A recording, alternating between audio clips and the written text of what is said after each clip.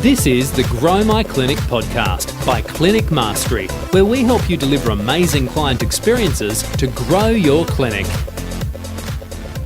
Well, welcome back to the Grow My Clinic podcast. My name is Jack O'Brien. I am your co-host today with Benjamin James Lynch. Ben Lynch, welcome to the saddle. Welcome to the crease. How are we today, mate? Doing super well. I love co-hosting with you, Jack.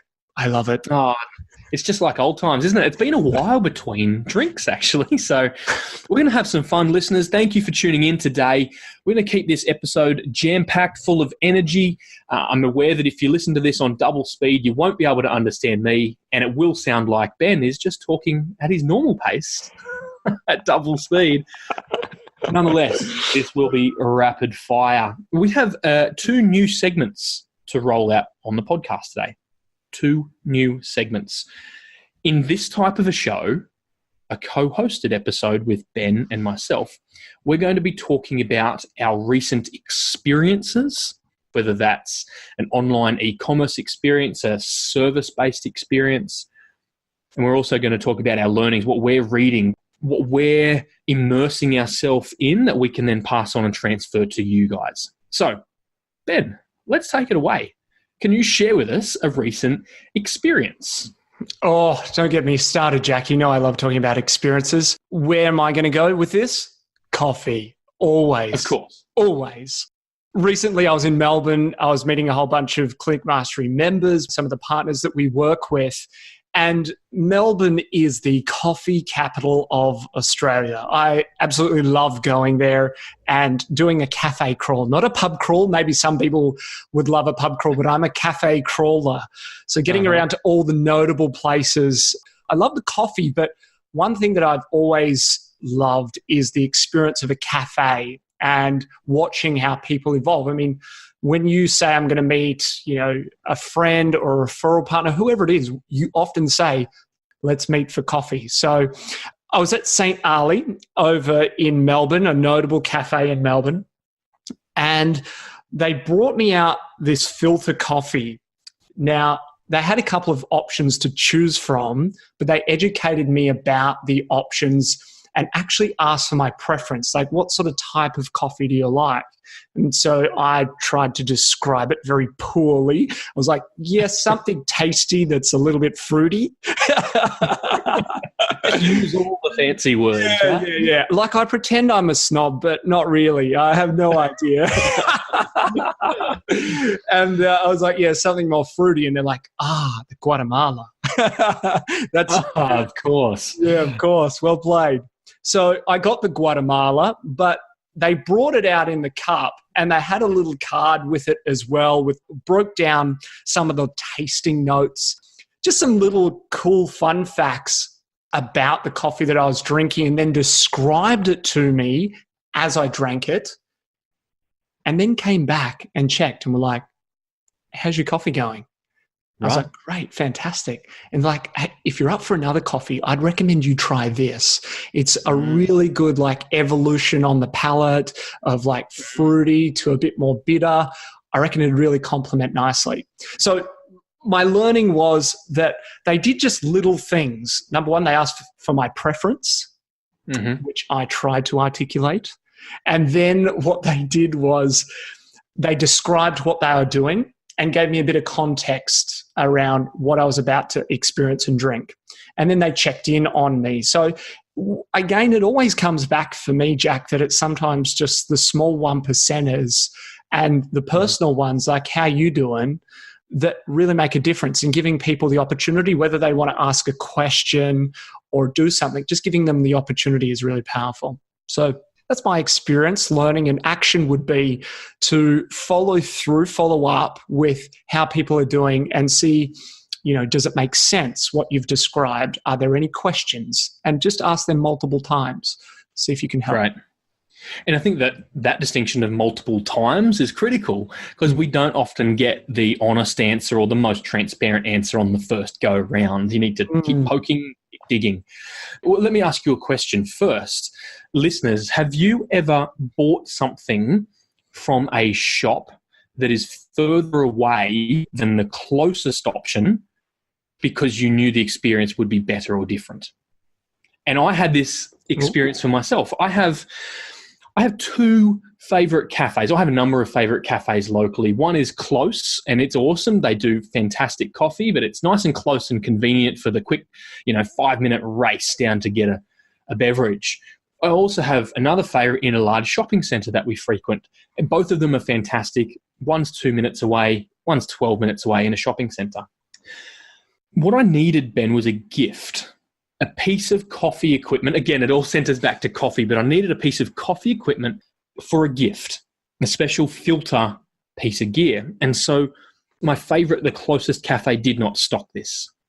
The one further away did stock it. And I know that subconsciously, I know they carry this stuff. However, here's what happened. I haven't heard from or hardly even seen on social media or anywhere. I haven't seen that cafe that stocks the equipment that I need, that I'm ready to purchase, a couple of $100 worth of gear. I haven't heard from them. They were in the back of my mind, but they weren't recent. They weren't frequent. However, a brilliant online retailer that I purchased from a couple of years ago has been in touch with me. My email and social, they're around, they're friendly, they're helpful with videos and content. And so when push came to shove, I should have driven 12 minutes down the road and supported a local business. But I didn't. I shopped online because they'd kept in touch with me recently and frequently. They made the buying decision easy. I checked it out online, didn't buy. They chased me around the internet with appropriate retargeting, which I love, useful retargeting. Checkout online was awesome. The delivery was fast. The follow-up was personalized. So I purchased online, not local, because of an amazing client experience online. That was mine, Ben. That was mine. So really interesting learning there for clinic owners about keeping in touch, because when people are ready to buy, they will go past other options to come to you. They'll drive past other clinics to get to you. So that's my experience. Now, the second segment, Ben, that we're going to be leaning into really quickly is our recent learning, reading, watching. What have you been immersing yourself in for your personal growth, business development? What is it for you? I watched a brilliant talk by Simon Sinek. I think his name is familiar to this community. Anything that comes out of that guy's mouth is just amazing. So there was a great recent talk about empathy that he gave. I don't know where he was actually delivering it, but you could Google Simon Sinek empathy. And it was really fascinating when he started talking about poor performing team members and going to empathy first before diving into the slap on the wrist, so to speak, of their poor performance. So I would urge people to do that. And what it challenged me to do was, we often talk about it in health, is treat the person first, or treat the person as much as the problem that they're presenting with. So that was huge for me, but doing it for your team. What about you, Jack? Okay. Simon Sinek, Empathy. For me, it was a book by Robin Sharma. Shane Davis recommended this one to me. The book's called The 5 a.m. Club. Now, I would say it wasn't my favorite book. I listened to it. It was a narrative parable, way too long. Didn't enjoy the experience of listening to it, to be perfectly honest. I'm a bit more of a short, sharp and shiny, let's go. However, the learnings from it were amazing. So it's called The 5 a.m. Club. It's about morning routines. It's about owning your morning to elevate your life. And so the learning it talks about the 20-20-20 rule. You want to spend 20 minutes in the morning getting your blood flowing, whether that's a cold shower or a quick bit of exercise, but 20 minutes of movement and energy, 20 minutes of quiet reflection, prayer, meditation, mindfulness, and 20 minutes of deep learning before you start your day. So movement, meditation, and then learning. And I put that in practice in my own evolution, and it's working incredibly well. I love it. I'm a morning person. I'm now reading The Miracle Morning for Entrepreneurs by Hal Elrod and Cameron Herold, who's a great mentor of the great Tristan White. But yes, the 5 a.m. Club from Robin Sharma has been my reading. If I were you, I'd just Google it and download the PDF. so that you don't have to read or listen to the whole book.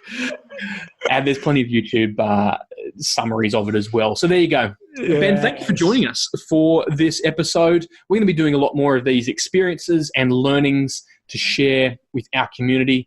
Do you have any final pearls of wisdom for the audience, Ben? I'd just say you can do this every single day. We're talking about coffee, but you're looking at all the experiences you have throughout the day, the week, the month, and going, how could we take what they're doing and apply it in my clinic, in my business, to really transform and do things differently? I think your clients, your patients deserve it, and your team deserve it.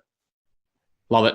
Thank you, Ben. And thank you, listeners, for sharing your earbuds. Make sure you head over to clinicmastery.com/podcast. And we look forward to bringing you another episode again really soon. Bye for now. This is the Grow My Clinic podcast by Clinic Mastery, where we help you deliver amazing client experiences to grow your clinic.